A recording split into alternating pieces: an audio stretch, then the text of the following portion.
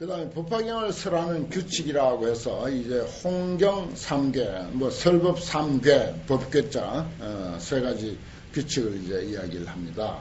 아주 중요한 말이 나오고 그 열반 드신 그 석주 큰 스님께서 서예를 잘 하시는데 그 스님께서 그 모필 글씨를 쓰실 때마다 아주 제일 많이 쓰시는 그 글씨가 있어요. 그것이 이제 자실인의, 자비자자, 집실자, 참을인자, 오뒷자, 그게 이제 여기에 이제 나오는 이 대목에 나오는 글입니다. 참 좋은 말이죠. 야왕아, 만약에 어떤 선남자 선녀인이 열애가 열반에 든 뒤에 사부대중을 위해서 이 법화경을 설하고자 하는 사람은 운하응설고 어떻게 잘 맞춰서 설해야 할 것인가. 그 법화경을 설하는 규칙이죠. 이 선남자 선녀인은 열애 방에 들어가고 열애 옷을 입고 열애의 자리에 앉아야 이해능이 응당이 사후대중을 위해서 이 경을 널리 설하는 것이 된다. 열애실, 열애의 방이라고 하는 것은 뭐냐? 일체 중생 가운데 대자비심이시여. 그러니까 일체 중생들을 큰 사랑과 연민의 마음을 가지고 대하는 것이 바로 그것이 열애의 방이다 하는 것입니다. 참 표현이, 이런 표현이 아주 대단하죠. 자비, 인혁. 그 다음에 열애의 옷을 입고 설해야 된다라고 하는 그 옷이란 유화인욕심이다. 부드럽고 화목하고 그리고 참고 하는 그런 마음, 유화인욕심. 그래서 요걸 이제 대자비심을 그래서 자실, 유화인욕할 때 인자를 인의, 오디자, 자실은이라, 인이라, 이렇게 이제 많이 이제 글을 쓰죠. 그 다음에 이제 열애좌라고 하는 것은, 이거 법화경 시험에 꼭 나와요. 홍경 3개. 열애좌라고 하는 것은, 열애의 자리라고 하는 것은 뭐냐? 일체 법공이시다. 일체 법이, 모든 존재가 근본적으로 공하다고 하는 이 사실을 꿰뚫어 봐야 된다. 이게 이제, 불교의 어떤 그 밑바탕에 깔려 있는 거, 공무화라고 하는 거, 이것이 무화 연기, 이것이 이제 밑바탕에 깔려 있어요. 그래야 이제 말하자면은 자기 자신을 잊어버리고 타인을 위해서, 남을 위해서 열심히 보살행을 할 수가 있습니다. 만약에 무화사상, 공사상, 이것이 제대로 이제 무장이 되어 있지 아니하면은 늘 자기 돌보느라고 딴 사람을 위해서 그렇게 헌신적으로 보살행을 할 수가 없어요. 그래서 여기서 이제 열애의 자리에 앉아야 된다. 열애의 자리는 뭐냐? 일체 존재가 모두 다 공하다고 하는 것이 이것이다. 이렇게 가르치고 있습니다. 안주 시중연회 이러한 가운데 안주한 편안히 머문 연회, 자실인이 공좌, 두 자로 표현하려면 자실인의 공좌, 자리 잡자, 그렇게 표현할 수가 있습니다. 자실인이 공좌.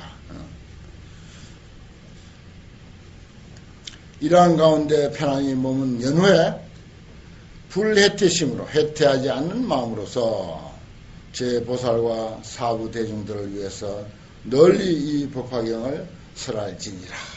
그렇습니다. 이건 참 아주 중요한 대목이죠. 법화경을 설하는 규칙. 이게 아주 기본입니다. 그 외에 저 뒤에 이제 넘어가면 안락행품 같은데 이제 넘어가면 네 가지 이제 또 어떤 자세를 갖춰야 된다 해서 신구의 삼업을 어떻게 해야 되고 또 어떤 원력을 세워야 말하자면 법화경을 제대로 펼 수가 있다. 불교의 진리를 제대로 펼 수가 있다 하는 뭐 그런 이야기도 또 뒤에 나옵니다만은 여기는 아주 기본적인 것 세 가지.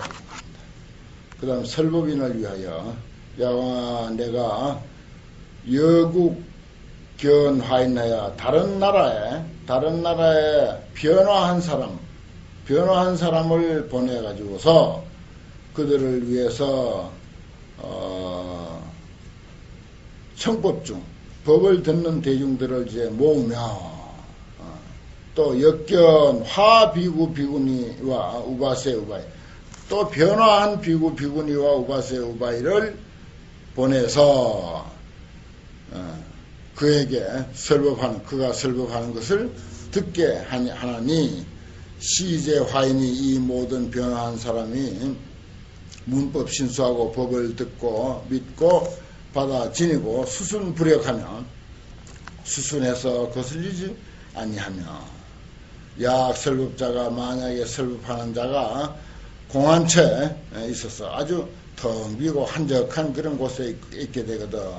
내가 그때 널리 철룡 귀신과 건달과 아수라 등을 보내가지고서 그의 설법하는 것을 듣게 하며 내가 비록 다른 국토에 있다 하더라도 때때로 그러하여금 설법하게 함으로 듣게 나신케 하며 내 몸을 보게 한다 이거죠. 그러니까 아무도 들을 사람이 없을 때 그러면 혼자 어떻게 법화경을 설하겠어요? 그거 안 되죠. 그럴 경우 서가모니 부처님이 당신이 어떤 요술로 변화해서 만든 비구 비구니 우바세 우바이를 보내서라도 그 사람이 법화경을 그들에게 설하도록 한다 이거예요. 그렇게 이 법화경이 이 세상에 널리 퍼지게 하고 잠자지 않게 하고 항상 활동하게 하는 그런 그 아주 비원, 부처님의 비원이 여기에 담겨 있습니다. 그 설법인을 위하여 제목이 그렇죠.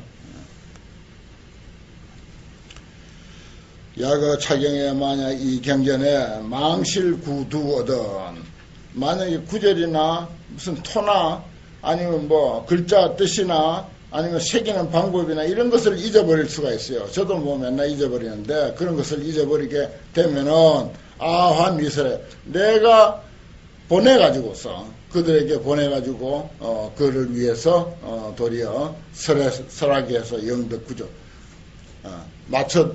맞추게 한다 이거. 모르는 글자는 알게 해주고 모르는 법순을 기억시켜주고 또 이제 참고로 이렇게 참고서를 갖다 주기도 하고 그래가지고 제대로 설법할 수 있도록까지 한다. 이렇게 이제 부처님의 그 법화경에 대한 애착이죠. 법화경에 대한 애착과 또 그 애착이 많은 사람들에게 잠자지 않고 널리 전파되기를 위한 그런 마음을 여기다 담고 있습니다. 오직 하면은 법사는 혼자 있는데 아무도 들을 사람이 없다 이거야. 그러면 부처님이 변화한 사람, 요술로 만들어 가지고라도 사람을 보내서 법화경이 설해지도록 한다까지 이야기하고 있습니다. 정말 부처님의 이 법화경에 대한 애착, 그것은 아주 대단합니다. 어떤 경행전에도 이런 표현은 없어요. 그리고 간혹 나오지만은 내가 열반을 앞두고 최후로 인류에게 던져주고자 하는 마지막 메시지다. 이런 식으로까지 표현을 하고 있지 않습니까? 그러면 정말 피를 토하고 간을 토하는 듯한 그런 어떤 느낌으로 이 법화경을 설했다. 이렇게 말할 수가 있어요.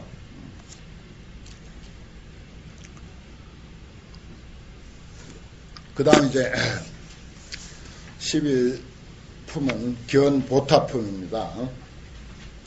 여기는 이제 칠보탑이 솟아오르다 그랬어요. 칠보탑이 솟아오르다. 이 칠보탑은 우리 인간의 궁극적 차원에서 본 그런 아름다운 내면, 그리고 아주 무궁무진한 어떤 그 능력과 영원한 생명을 가진 그런 우리의 본래인 영원한 생명으로서의 우리들 자신, 이것을 다보탑이라 그래요. 보탑이라 그래요, 여기서는. 그래서 이제 다보탑, 구체적으로는 이제 다보탑인데, 그 불국사는 세계에서 가장 아름다운 절이죠. 그 중에서 제일 아름다운 구조물은 다보탑입니다. 정말 그 다보탑은 보면은 어떻게 그렇게 흙을 빚어서 만들어도 그렇게 그 만들 수 없을 정도로 돌을 잘 깎아가지고 그렇게 아름답게 했습니다. 정말 뭐 이 세상에서 탑 중에서는 제일 아름다운 탑이죠. 그리고 그 아름다운 탑이 있는 불국사 역시 제일 아름다운, 세계에서 제일 아름다운 사찰입니다. 그것은 이 법화경을 지상에다가 어떤 구조물로 표현해 본 것입니다. 그래서 불국사는 밤낮 없이 자나 깨나 오나가나 항상 법화경을 설하고 있는 도량이에요. 그 도량 자체가 이미 법화경입니다. 그래서 그것을 이해하는 사람에게는 항상 거기서 법화경 소리를 듣고, 이해 못한 사람은 거기 뭐 100년 1000년 살아도 법화경이 뭔지 모르는 거죠. 다보탑, 저건 무슨 왜 다보탑인가 의심이 없고 생각이 없는 사람은 다보탑의 의미가 뭔가, 석가탑의 의미가 뭔가, 왜 또 대웅전 오른쪽에는 석가탑이 있고 왼쪽에 다보탑이 있는가, 이런 것들을 잘 알면은 그냥 그 법화경 한 권이 다 이해가 되고, 법화경 종지가 거기 다 담겨져 있습니다. 법화경 종지가. 처음에 이제 말씀드렸듯이 정문, 본문, 법화경은 이렇게 양대 산맥으로 나눈다 그랬어요. 전 14품을 정문이라고 하고 후 14품을 본문이라고 이렇게 해서, 정문이라고 하는 것은 뭐냐, 우리 역사적인 상황들, 역사적인 현상들, 부처님으로 보더라도 서가모니 부처님, 또 서가모니 부처님의 어떤 역사적이고 현상적인 것, 그건 누구나 다 이해할 수 있는 어떤 그 흔적과 자치로서의 부처님, 또 우리로 치면 우리도 흔적과 자치로서의 우리, 이런 이야기가 되고, 그건 이제 적인이라 그래요. 자치적자 사람인자, 전번에 판서해 준 거 기억나시죠? 그 다음에 이제 한쪽은 이제 본문 그러지 않습니까? 본문, 근본 본자인데, 이것은 부처님으로 치면은 부처님, 석가모니 부처님을 부처님이게 한 그 근본 자리, 근본 자리, 그것이 본불이에요. 본래 부처인 자리라. 그게 궁극적 차원이죠. 그건 역사적인 차원이 아닙니다. 역사를 초월한 차원이고, 또 서가모니 부처님은 생과 사가 있습니다. 누집 자식이고, 몇 년 살다가 어떻게 살았고, 몇 년 살다가 돌아가셨고, 제자나 누가 있고, 이런 게 있습니다. 하지만은 궁극적 차원의 서가모니 부처님은 그런 모든 것을 탄생시키면서 그 모체가 되는 거예요. 또 그것을 이제 우리로 이끌어다가 이야기를 하면은, 우리가 지금 이런 모습으로 이렇게 지금 살아왔습니다. 각자 이런 모습으로 이렇게 살아오게 한 그 주체가 있어. 그게 궁극적 차원이야. 그것은 생사를 초월한 거예요. 오고 감도 초월했어. 선악도 초월한 거예요. 서가모니의 본체만 그런 게 아니고 우리들의 본체도, 우리들의 본래인도 그 모든 선악과 생사를 초월한 그 자리가 우리에게 당연히 있어. 그게 나야. 나의 진짜 나고 내 주인공이라고. 겉으로야 이런 다 비슷비슷한 사람들이고 비슷비슷한 인생을 살아가고, 뭐 별 볼 일 없죠, 사실은. 겉만 가지고 이야기하기로 하면. 왜냐? 워낙 흔하니까. 그런데 개개인의 궁극적 차원이라고 하는 것은, 이건 정말 즉히 고귀한 것이고 위대한 것이고, 그런 것입니다. 그것이 이제 말하자면은 우리들의 본래이며 궁극적 차원이고, 법화경에서 말하는 본문의 내용이야. 본문. 본불의 내용이고 본인의 내용이고. 근데 그것을 이제 하나의 구조물로 형상화, 그 기기묘묘하고 영원 무궁한 생명과 무량 공덕과 한량없는 지혜와 자비를 내포하고 있다. 그걸 어떻게 표현해 볼 것인가? 표현하고 표현해 본 게 다부탑이야. 그 다보, 마늘 다자, 봄에 보자. 어마어마한 보물을 우리 내면에 간직하고 있다. 내면에 간직하고 있는 그것을 말하자면 어떻게 표현해 볼까? 세상에서 가장 아름다운 사찰, 그리고 그 중에서도 가장 아름다운 다보탑. 그 이름 또한 다보야. 마늘 다자, 봄에 보자. 우리들의 내면에는 어마어마한 보물을 간직하고 있는 그런 것을 그렇게 구조물로서 형상화해 본 것이죠. 사실은 불국사는 그 도량 자체가 항상 법화경을 설하고 있습니다. 밤낮 없이 설하고 있고 시도 때도 없이 설하고 있고 사철 내내 설하고 있고 사람이 있든 없든 설하고 있고 청중이 있고 없고 설하고 있고 그렇다면은 그 도량에서 사는 사람도 사실은 1년 365일 계속 법화경을 독송을 하든지 사경을 하든지 법화경 설법을 열든지 그렇게 해야 옳죠 또. 그러면 그 도량이 의미하는 것과 그 도량에 사는 사람이 다 조화를 이뤄서 아주 그 멋진 하모니를 이룰 수가 있을 텐데 그런 이치를 이제 알고 살아야 주인 된 사람이 그런 이치를 알고 살면은 만사 제쳐놓고 그부터 하겠죠. 그 일부터 하겠는데 그건 이제 내가 이제 주지할 때까지 기다려야 되겠지.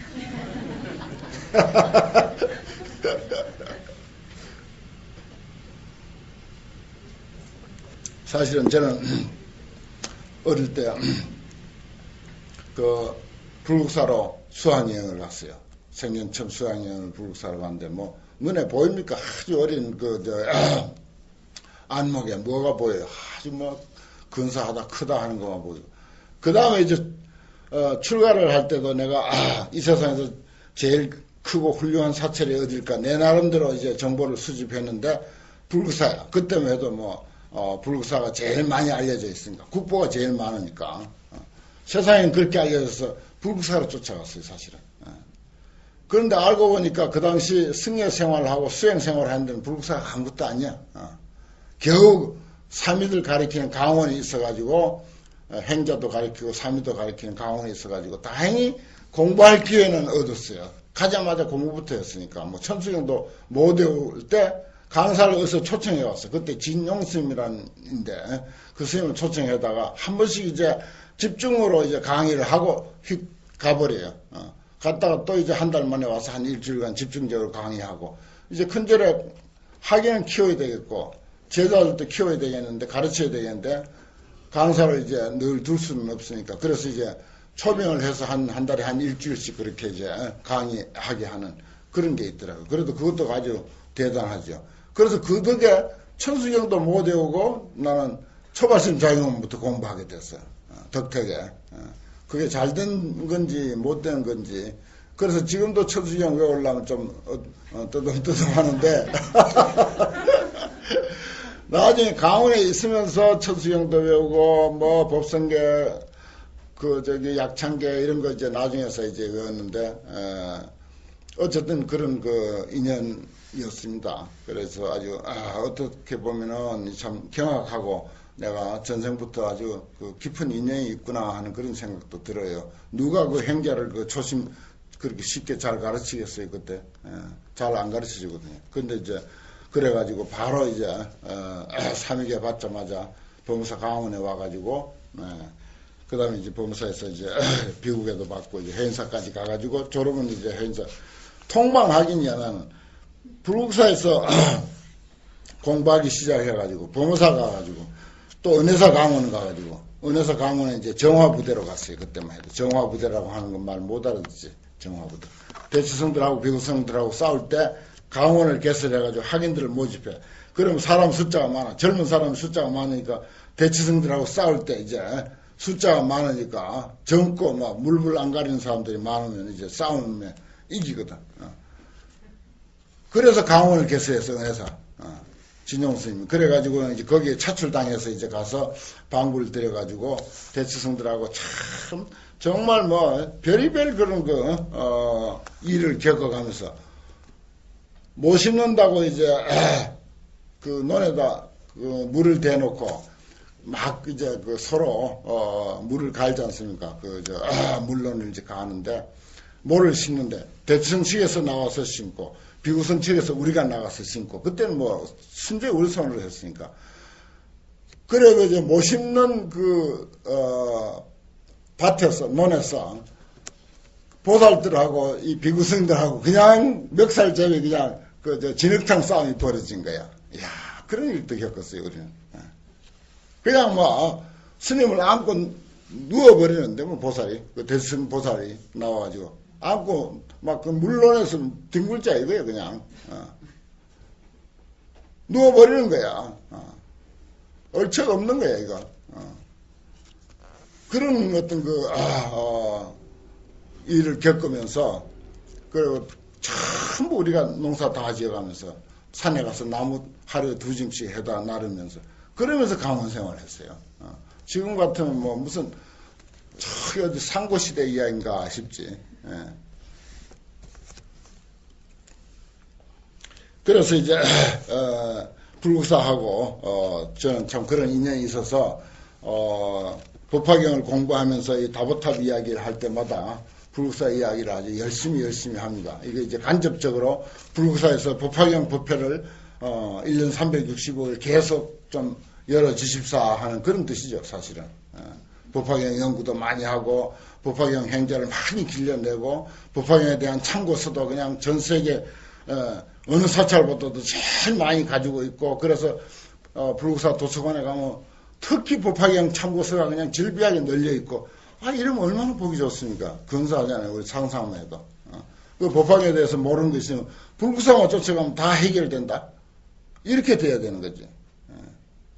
그 사찰을 세울 때는 옛날부터 다 경전을 근거로 해서 그 경전을 지상에다 형상화해 본 거예요. 해인사 같은 데는 뭐라? 화엄경을 형상화해 본 거야. 법무사, 해인사, 부석사, 화엄사. 화엄사 같은 데는 그대로 절 이름도 화엄사잖아. 해인사도 역시 화엄경의 해인산매를 뜻하는 것이고. 의상스님이 그렇게 화엄 10차라고 해서 전국에다가 그렇게 이제 당신 제자들을 퍼뜨려 가지고 그 화엄 사찰로 건립한 거예요.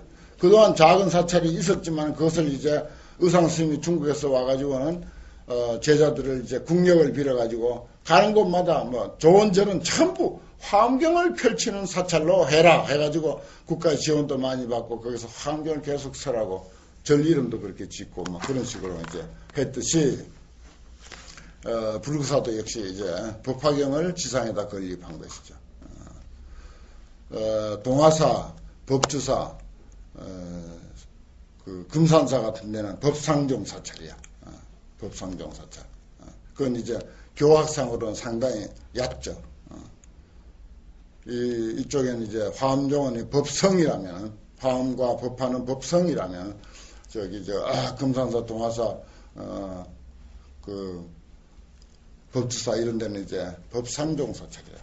어떤 현상을 중심으로 연구한 그런 경전을 말하자면 밑바탕에 깔고 있는 그런 사찰이죠. 그리고 이제 옛날에는 사찰도 그냥 안 지었어요.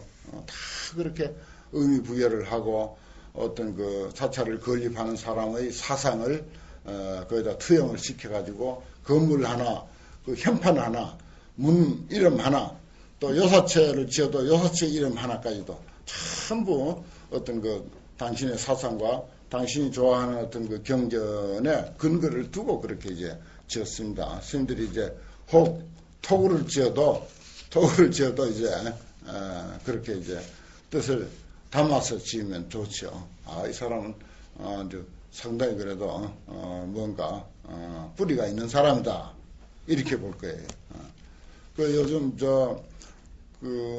못한 그 수자 스님들을 자기 토구를 할 때도 토구는 뭐 코딱지만 해도 이름은 아주 근사하게 옛날 어록에 있는 아주 큰 이름들을 갖다가 무슨 그런 이름을 짓기도 하고 그런 걸 이제 들어볼 수 있죠. 참 그 좋은 현상이죠. 그런 것은. 그래도 좀 규모가 있는 절이라면 반드시 그렇게 해야 합니다. 반드시. 그냥 덮어놓고 뭐 살기 편하게 짓는 게 아니에요. 살기 편하게 지어놓고도 거기다 하다못해 그 전각의 이름이라도 그렇게 이제 붙여주는 게 좋습니다. 저기 중국 오대산 그 제일 중심에 있는 사찰 거기 가니까 큰 건물이 있는데 화엄경 7척 9회를 문마다 다 이렇게 붙여놨더라고요. 문에다가 그렇게 다 붙여놨어. 그런 것들도 아주 바람직한 거죠. 그 오대산에서 청량국사가 말하자면 화엄경을 깊이 연구해서 그 영향으로 그렇게 된 것입니다. 오늘 이제 견보탑품 다보탑이 이제 여기 이제 칠보탑이 솟아오르다. 칠보로 장엄한 그런 그 탑이라고 해서 내가 칠보탑이라고 이제 모양을 했습니다. 또 이제 칠보탑이 이제 이름이 나오고요. 다보라고 하는 말이 이제 제일 많이 나오지만은 그냥 보탑 해도 이제 좋습니다. 이것은 아까 말했듯이 우리 궁극의 그 차원에서 본 우리들 개개인의 자신이고 또 부처님도 본래 부처의 입장, 궁극적인 부처의 입장, 생사를 초월하고 거래를 초월하고 온갖 시비 선악을 다 초월해 있는 그건 이제 부처나 나나 뭐 서가모니나 나나 달마나 무슨 누구나 한결같이 절대 평등한 그런 경지인 세계 그런 자리 그것을 이제 보탑으로 표현했다 이렇게 이제 이해하면 됩니다.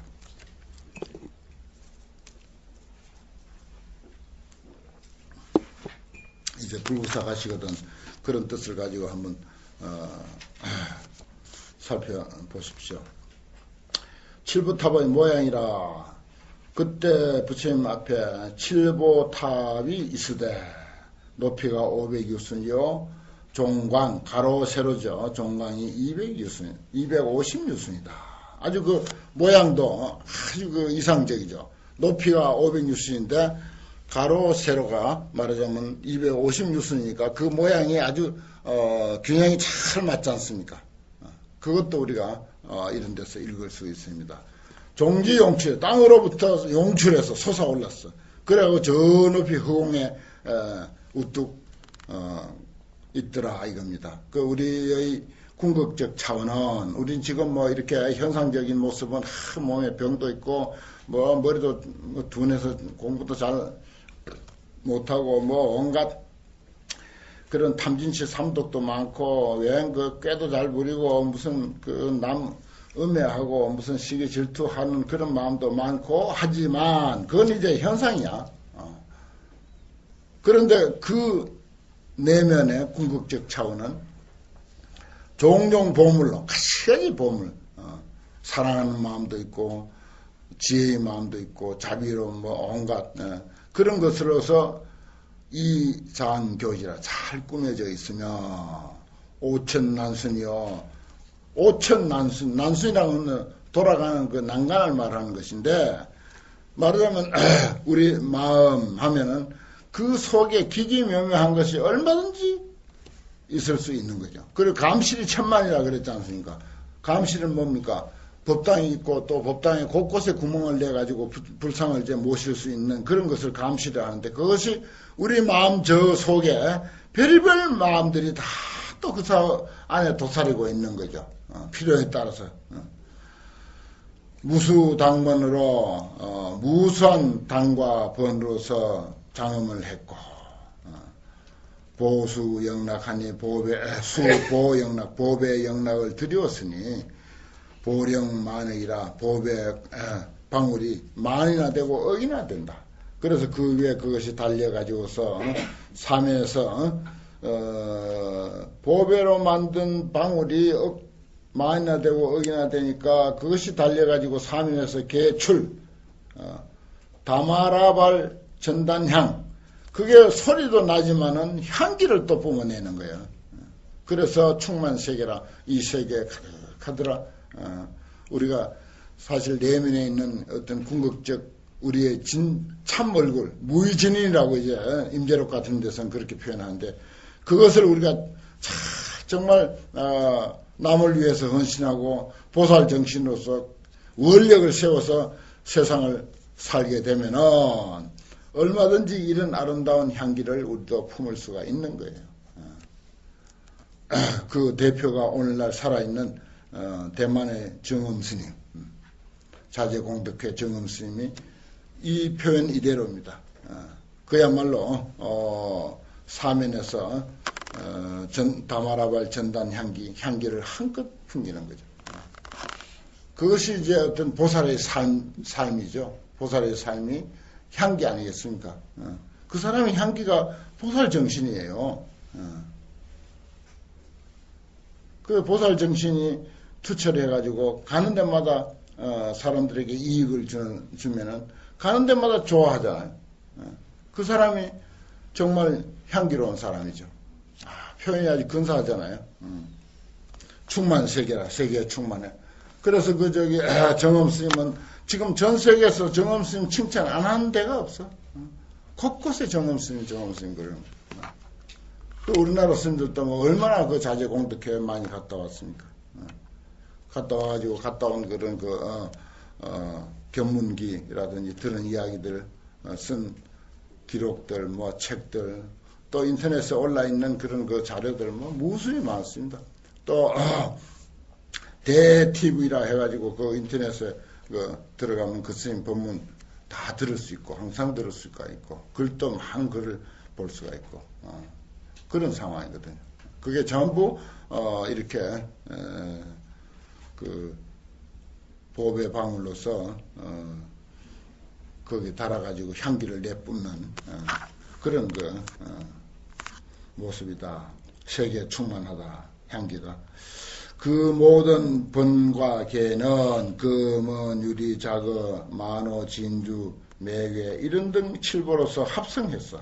그래서 그 높이가 저 사천왕궁에까지 이르렀더라.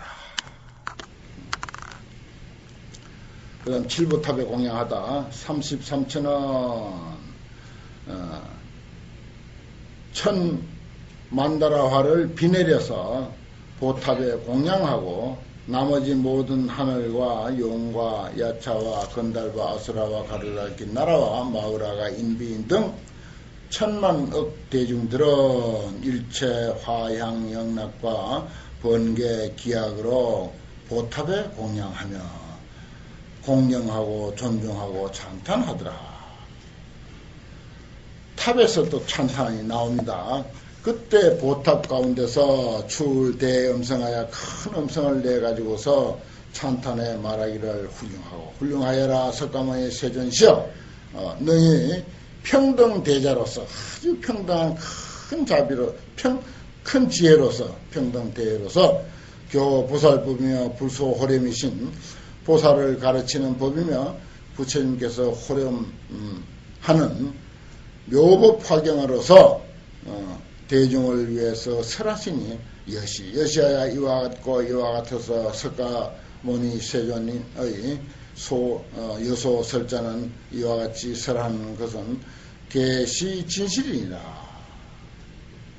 모두가 진실하고 진실한 것이다. 참 진리의 말씀이다 라고 탑 중에서 그런 소리가 나오는 거예요. 대중들이 환희하다. 그때 사부 대중들이 대보탑이 주제 공중하여 공중에 머물러 있음을 보며 대중들이 보기도 하고 우문 또 듣기도 해요. 보탑 중에서 나오는 바 음성을 듣고 괴더 거피하여 법의 기쁨을 전부 얻어가지고서 괴 미정유하고 아주 미정유라고 괴이하게 여긴다. 야, 이거 뭐 세상에 이런 일이 있는가? 말하자면 우리는 그냥 불교를 공부 못할 때 아무것도 모를 때 불교를 공부해도 보통 불교만 공부해가지고는 그냥 보통 우리가 눈에 비치는 이러한 우리들 모습만 이해를 해요. 더 이상 더 깊은 나를 몰라. 그런데 법화경을 통해서 이제 우리들의 내면의 그 위대함을 제대로 이제 이해하게 되면은 정말 세상에 이럴 수가 있는가? 우리 인생이 내 존재가 참으로 이럴 수가 있는가 하고 정말 찬탄하고 찬탄함을 넘어서 괴이하게까지 여기게 되는 거지. 그래서 종자 이기 자리로부터 일어나서 합장 공략하고 각주 일면이라 참 놀라서 합장 공략하고 그냥 멍하니 한쪽에서 이렇게 머물고 있더라. 그러니까 이제 이게 어떻게 된 것이냐, 문제가 큰 게 발생했으니 문제 해결을 해야겠죠. 그래서 이제 대요설 보살이 묻는 거죠. 그때 보살이 있는데 이름이 대요설이다. 일체 세간의 천이 나서라 등의 마음에 의심하는 바를 아시고는 백불은 하소되 세존시여 이하 인연으로 무슨 인연으로 이러한 보탑이 있어서 땅으로부터 용출했으며 또 그 가운데서 이러한 음성이 나옵니까? 다보불을 설명하다 그랬어요. 다보탑이고 다보불이야. 부처 이름도 그 안에 부처님이 있어요. 부처님이 있는데 그건 이제 다보불이라 그렇게 하고 있습니다. 그 뭐 탑이 곧 불이요, 불이 곧 탑이죠. 뭐 따지고 보면. 그때 부처님이 대요설 보살에게 고하사대 이 보탑 가운데 열의 전신이 있다. 열의 전신이 온전한 몸이 있다. 내왕 과거에 지나간 과거 동방으로 무량 천만억 아성지 세계 나라가 있었는데 그 나라 이름이 보정이다. 피중에 유불하니 그 나라에 부처가 있으니 고할 다 보더라. 그 부처님이 보살도를 행할 때 대서원을 세우되 큰 서원을 세웠어요. 보살도를 행할 때 말이요. 뭐라고 세운 거예요? 야가 성불 멸도 후에 내가 성불하고 나중에 열반에 든 뒤에 시방국토에서 묘법화경을 설하는 곳이 있을 것 같으면 아지 묘탑은 탐묘는 나의 탑은 탐묘라고 한 것이 말하자면은 부처님 사리를 넣어서 묘처럼 그렇게 이제 만들기 시작했어요. 묘라 사실 부처님 묘가 탑이야. 그런데 이제 신앙심에 의해서 여기도 저기도 이제 탑을 이제 세우고 부처님으로 받들죠. 그래 부처님으로 받드는데 사리가 다행히 있어서 사리를 모셔놓고 탑을 세우면은 좋고 만약에 후대까지 그렇게 이제 사리가 돌아오지 않지 않습니까? 돌아오지 않는데 그때는 그러면 뭘 하느냐? 경을 넣는 거예요. 탑 안에도 경을 넣습니다. 불상 안에도 반드시 복장에다 이제 경을 넣지만은 탑 안에도 경을 넣는 거예요. 그게 이제 옛날부터 이제 전통입니다.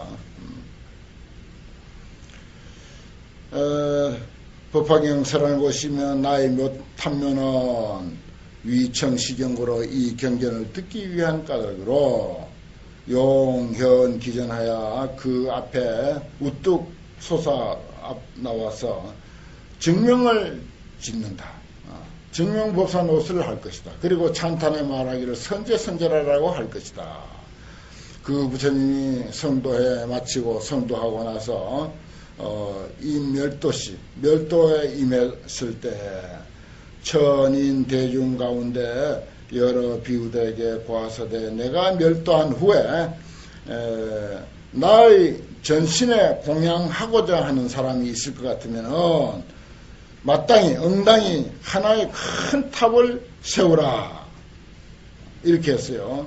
그리고 그 부처님이 신통과 원력으로서 시방세계 제제처처에 만약에 법화경을 설하는 사람이 있을 것 같으면 그 보탑이 개용출 기전이다. 어디든지 그 탑이 그 앞에 쑥 솟아가지고 증명을 지을 것이다 이런 말입니다.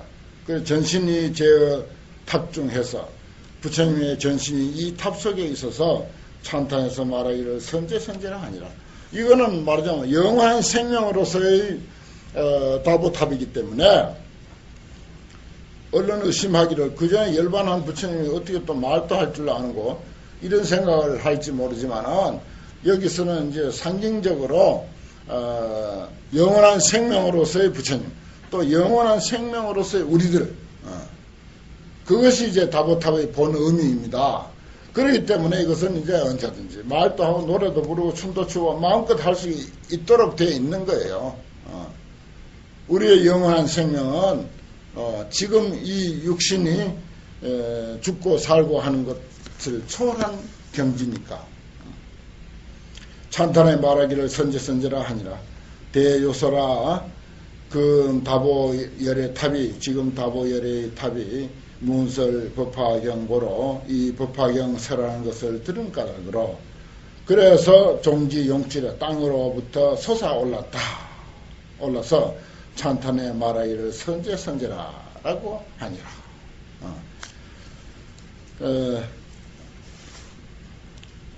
이 다보탑 이야기인 이 견보탑품은 우리나라에 아주 생생한 그 현장으로서의 그 불국사가 있고 또 불국사의 그 다보탑이라든지 석가탑이라든지 이런 것들이 전부 이렇게 현장에 있고 또 우리나라 사람 치고 거기 뭐 한두 번 안 가본 사람이 없고 어디 그림에서나 뭐 어디에서나 그 광경을 그리라면 누구든 다 그려낼 수 있어요. 뒤에는 무설전이 있고 앞에는 말하자면 대웅전이 있고 대웅전 오른쪽에는 석가탑이 있고 왼쪽에는 이제 다보탑이 있다. 이런 거 뭐 이안이 다 머릿속에 떠오르지 않습니까? 그래서 이 참 어떤 품보다도 이 다보탑이 어떤 그 생동감이 있는 그런 품으로 저에게는 특히 저에게는 그렇게 느껴집니다. 다보탑을 이제 다보부를 칭견해야 되는데 잠깐 쉬었다 하죠.